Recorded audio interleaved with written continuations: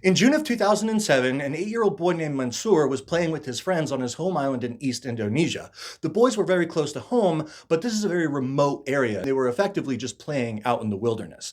Well, at some point, Mansour, he needed to use the restroom, so he went to go behind some bushes to do just that.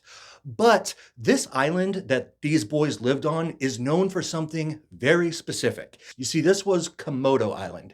It is the place with the largest population of Komodo dragons in the entire world. And they're ambush predators. So this thing was just back behind those bushes stalking these kids, and Mansour basically walked directly into it.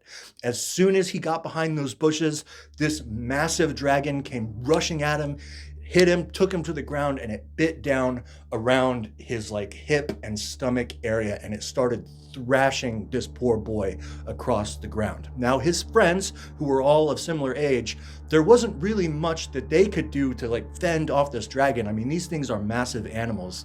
They usually weigh between 160 and 300 pounds on average for a male, and they can get to be 10 feet long, and they're massively powerful, and they are used to taking down very large prey like full-sized deer. So an 8-year-old boy is not a big deal to this dragon. Well, the boys, they did the only thing that they could do, and they started running back towards home, which again was very close, and they started screaming for help, trying to get the attention of any of the adults that were there.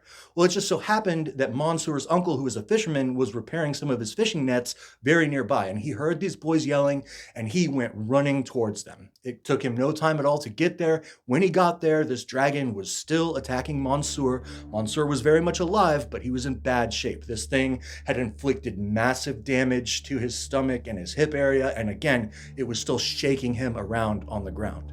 Well, Mansour's uncle, he picked up some heavy rocks and he started throwing these rocks at the dragon. It was really the only thing that he could think to do to try and help his nephew. And this worked. The dragon actually did let Mansour go, and then it kind of backed off. His uncle went and collected him up and got him out of there.